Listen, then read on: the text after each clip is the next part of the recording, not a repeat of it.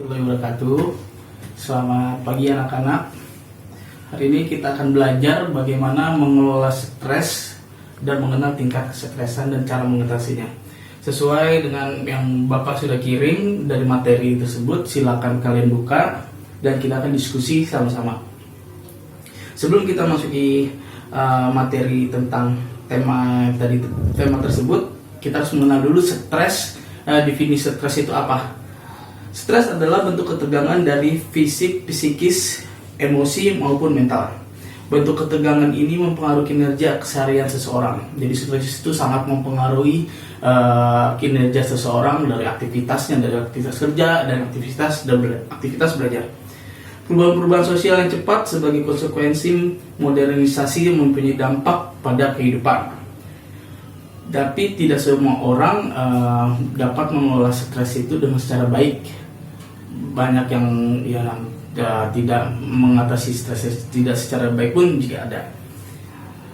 Nah, stres itu sangat mempengaruhi aspek kognitif, yaitu dari kreatifnya, dari prestasinya, dari kecerdasannya, itu sangat mempengaruhi.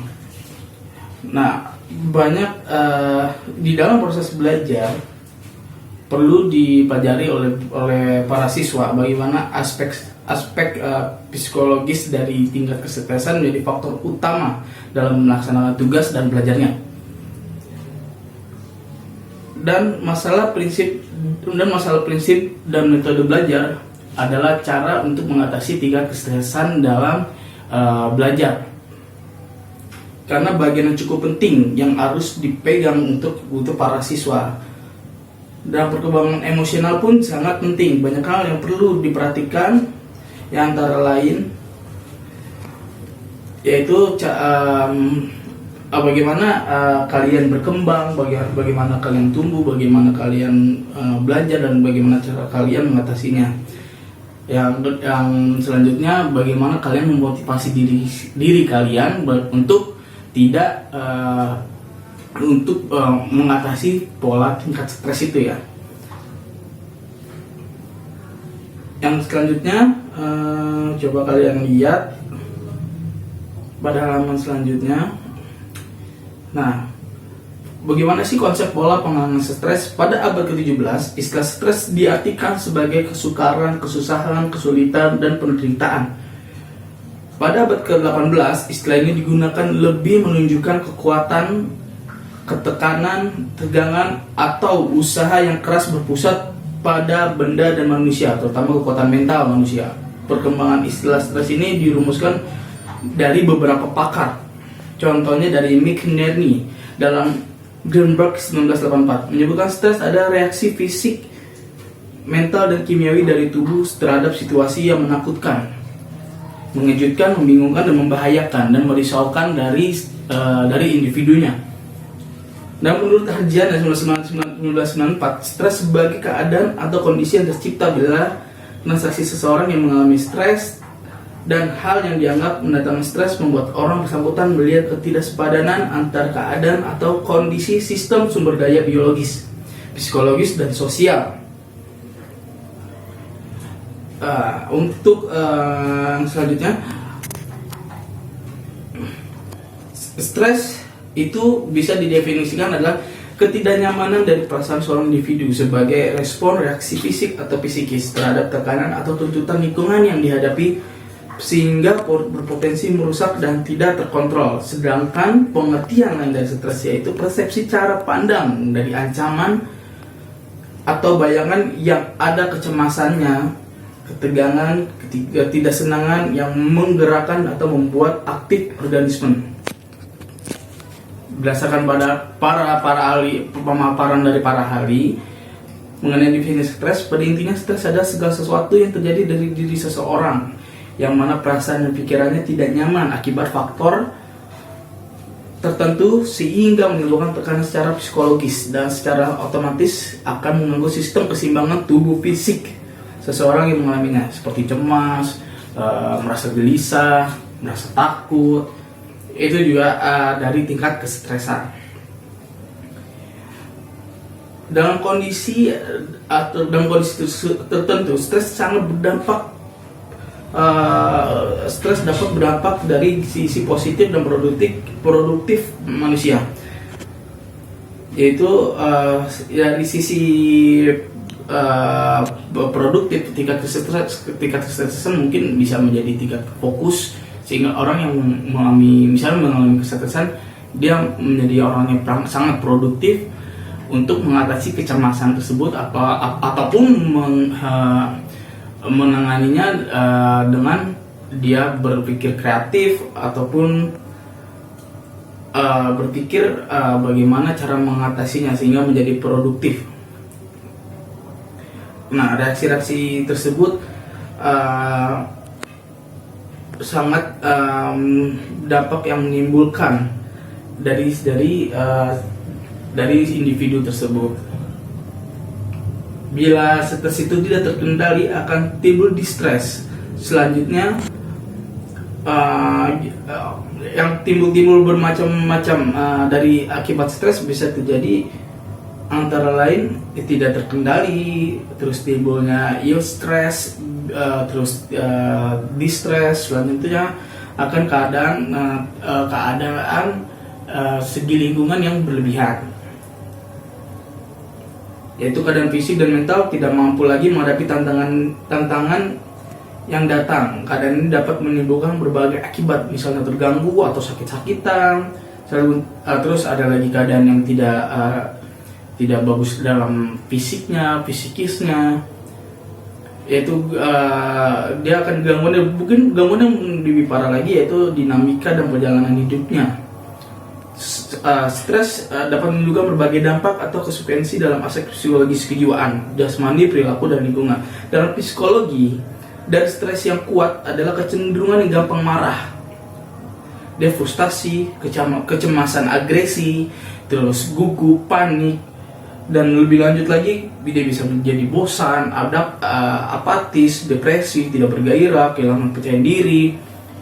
Terus kalau dari sisi jasmani, perubahan hormonal, tekanan darah tinggi, meningkatnya denyut jantung, kesulitan pernapasan, gangguan pencernaan saraf, dan sebagainya. Dampak stres terhadap perilaku sangat menimbulkan gangguan dari pencernaan saraf dan sebagainya. Dari perilaku, dampaknya dalam perilaku erat kaitannya dengan dampak psikologis dan jasmania. Dalam perilaku, stres dapat menimbulkan berbagai gejala kelainan perilaku seperti kurang mampu membuat keputusan, mudah lupa, terlalu peka, pasif, kurang tanggung jawab, acuh, dan seterusnya.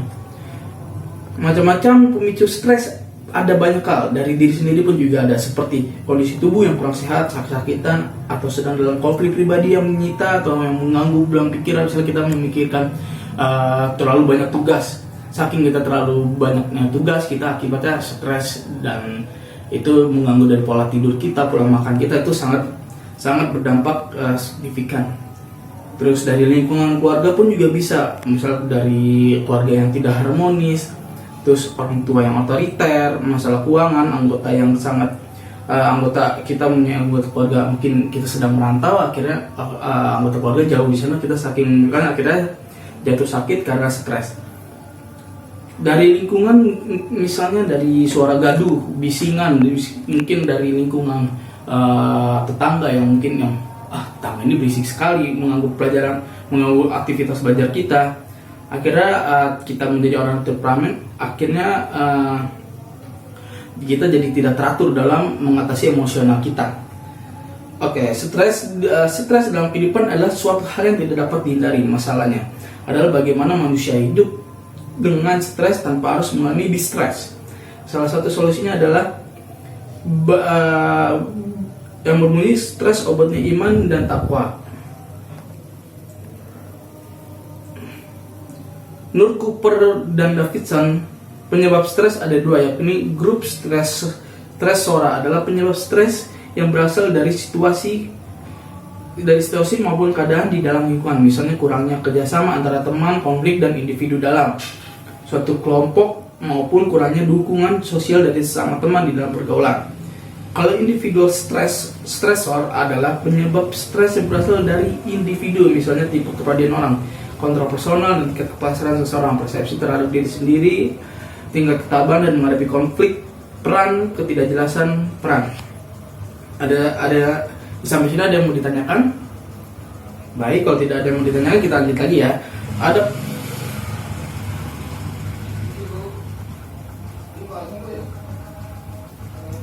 sebentar, oke. Coba kita cari dulu untuk materinya.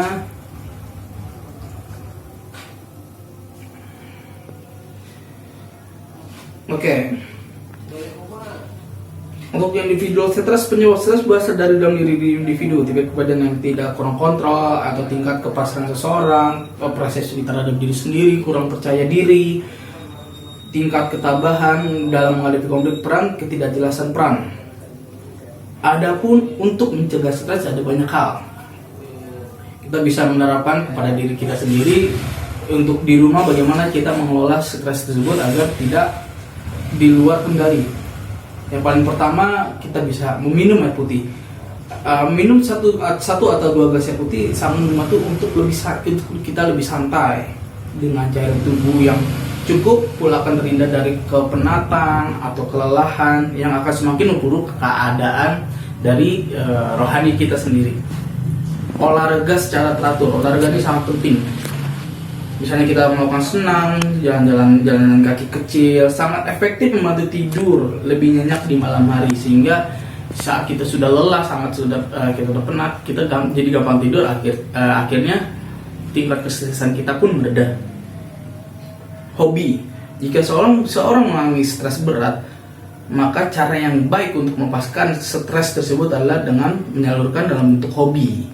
Misalnya kita udah penat dengan tugas kita luangkan waktu dulu untuk mengerjakan. Misalnya kita punya hobi untuk main game, kita main game dulu aja. Misalnya kita main game dulu untuk melepaskan penatan stres kita dalam belajar, karena kan kita nggak mungkin untuk terus-terusan belajar dalam setiap waktu. Ada pula kita harus merehatkan pikiran kita, seperti kita hobi main game atau hobi bermain puzzle atau hobi untuk bermain game yang lain pun juga kita bisa. Yang selanjutnya pijat ini cara pengatasi yang paling tepat sebenarnya, karena melepaskannya itu dari stres, maka mulai menyalakan misalnya kita mempunyai lilin aromaterapi dan melakukan pemijatan selepas beraktivitas harian. Pijatan tidak hanya ampuh untuk menenangkan pikiran dan jiwa, tetapi juga membantu untuk melegakan otot-otot yang penat dan menstimulasi peredaran darah. Selanjutnya adalah makan makanan yang bergizi. Ini penting. Pada saat kita dalam kondisi stres, maka makan secara teratur dan makan yang mengandung karbohidrat rendah akan sangat membantu menjaga keseimbangan gula darah. Makan makanan yang mengandung terlalu banyak karbohidrat bukanlah hal yang baik, karena akan meningkatkan kandungan insulin dalam darah dan menyebabkan Anda merasa lelah. Terus tidak merokok, menjauhkan diri dari minuman keras atau narkoba, menjalin silaturahmi. Kita punya teman, kayaknya kalau bisa kita sedang banyak tugas pelajaran, ini enak nih kalau kita ajak teman-teman kita bagaimana belajar kelompok atau kita belajar bareng-bareng untuk mengatasi tingkat stres kita dalam banyaknya tugas. Terus mempertinggi motivasi baik secara kuantitatif ataupun kualitas. Terus tidak perlu mendramatisir keadaan. Ya, kalau kita udah stres, terus sudah banyak tingkat kestresan, udah tinggi tingkat kestresan kita jangan selalu mendramatisir seolah-olah tingkat kestresan itu tidak bisa kita atasi atau tidak kita bisa reda. Jangan pernah mendramatisir itu, karena keadaan emosional dalam melapiskan peristiwa yang menimpa akan menampakkan keberadaan kita yang sangat berlebihan. Akhirnya kita sangat melebih-lebihkan seharusnya tingkat kestresan kita kecil, karena kita mendramatisir dan melebih-lebihkan, akhirnya tingkat kestresan kita akan menjadi sangat tinggi. Terus tidur istirahat yang cukup, karena dapat mengembalikan kebugaran.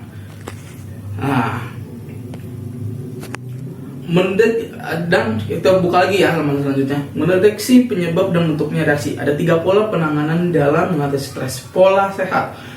Pola sehat adalah pola menghadapi stres yang terbaik, yaitu dengan kemampuan, perilaku, dan tindakan sehingga adanya stres tidak menimbulkan gangguan, akan tetapi menjadi sehat dan berkembang. Biasanya orang yang mampu mengelola waktu dan kesibukan dengan cara yang baik dan teratur, dia tidak akan merasa dia mempunyai tekanan dari sibukan dirinya sendiri. Meskipun banyak tantangan dan tantangan yang mungkin tantangan kerjaan, tantangan dari tugas yang sangat cukup banyak, tapi dengan dia sangat-sangat mampu mengatasi dan mengaturnya, sehingga dia cepat untuk mengatasinya. Terus ada namanya pola harmonis. Pola harmonis adalah pola menghadapi stres dengan kemampuan mengelola waktu dan kegiatan secara harmonis, tidak menimbulkan berbagai hambatan. Dengan pola ini, individu mampu mengendalikan berbagai kesibukan dan tantangan dengan cara mengatur waktu secara teratur. Individu ini selalu menghadapi tugas secara cepat dan secara tepat, dan kalau perlu dia bahkan mendelegasikan tugas-tugas tertentu kepada orang lain dengan memberikan kepercayaan penuh. Dengan demikian akan terjadi keharmonisan dan keseimbangan antara tekanan yang diterima dengan reaksi yang diberikan. Terus pola patologis. Pola patologis adalah pola menghadapi stres dengan berdampak dari berbagai gangguan fisik maupun sosial psikologis. Dalam pola ini, individu menghadapi berbagai tantangan dengan cara yang tidak memiliki kemampuan dan keteraturan mengelola tugas dan waktu. Cara ini dapat menimbulkan reaksi-reaksi bahaya karena bisa menimbulkan berbagai masalah. Untuk menghadapi stres dengan cara sehat atau harmonis, tentu banyak hal yang dapat dikaji dalam menghadapi stres dan dapat dilakukan dalam 3 strategi, yaitu memperkecil dan mengendalikan sumber-sumber stres. Ini strategi pertama yang sangat harus perlu dilakukan, penilaian terhadap situasi itu semua sumber dari faktor-faktor stres. Kita dengan mengembangkan alternatif tindakan, mengambil tindakan yang dipandang tepat, dan mengambil tindakan yang lebih positif. Selanjutnya, menetralkan dampak yang menimbulkan oleh stres. Strategi yang selanjutnya dapat dilakukan oleh diri sendiri dengan memberikan reaksi baik dari jasmania, emosional, maupun berbentuk mekanisme dalam bertahan diri.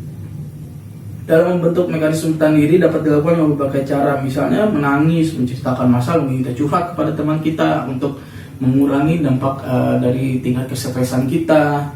Terus mungkin kita bercerita kepada adik kita dengan apa yang kita punya abang, apa kita menceritakan kepada orang tua kita, mungkin bisa. Tapi biasanya paling tepat itu curhat kepada teman dekat kita. Itu bisa mengurangi tingkat kesetresan kita dalam kecemasan masalah yang kita alami. Terus meningkatkan daya tahan pribadi. Ini strategi yang selanjutnya, yaitu lebih memahami diri atau memahami orang lain, mengembangkan keterampilan pribadi, berolahraga, beribadah, pola-pola kerja yang teratur dan disiplin. Itu dapat mengembangkan tujuan dan nilai-nilai yang lebih realistik.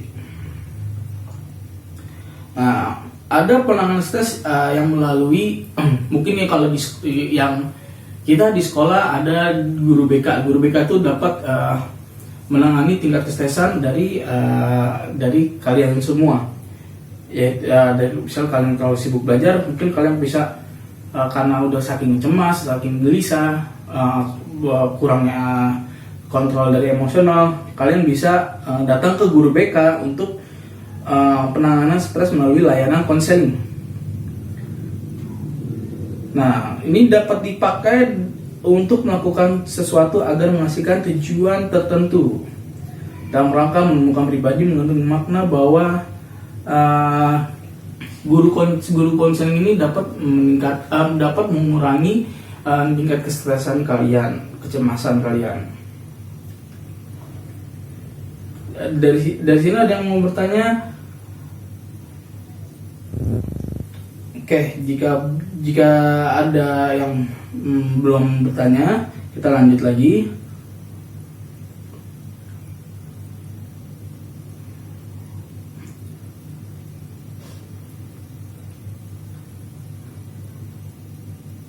Oke, lanjut lagi dalam yang berikutnya.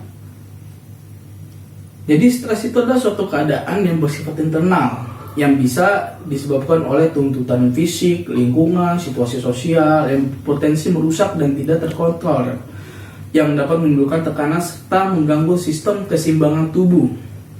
Jadi stres itu sangat bersifat individual dan pada dasar bersifat merusak. Jadi stres sangat merusak untuk diri kita sendiri dan lingkungan sekitar kalian.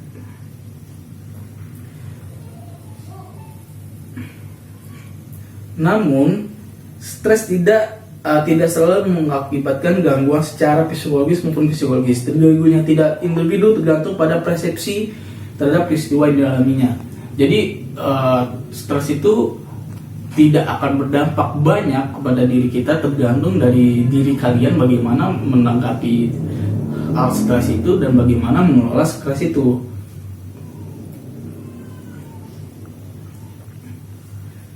Nah, cara atau pola penanganan itu bisa dipakai dengan melakukan berbuat sesuatu, yaitu melalui dari penyaluran hobi, tidur secara teratur, tidak selalu bergadang, selalu disiplin. Misal kita udah kebanyakan tugas, bagaimana kita mendisiplinkan diri untuk menjalankan tugas-tugas itu secara perlahan, secara pelan-pelan, mengerjakannya lebih awal agar tugas-tugas itu selesai dengan secara tepat waktu dan akhirnya kita tidak menumpuk tugas tersebut. Makanya dari situ tingkat kestresen belajar akan berkurang dan kita pun akan lebih have fun dalam mengerjakan tugas-tugas tersebut. Dan penanganan yang selanjutnya mungkin kita di sekolah ini kita bisa kita datang ke guru BK, kita melakukan konseling, mencurahkan perasaan kita, kecemasan kita, kegelisahan kita. Jadi kita dapat mengurangi tingkat kestresan, ataupun kita bercerita dengan teman kita, itu dapat juga meningkatkan kestresan.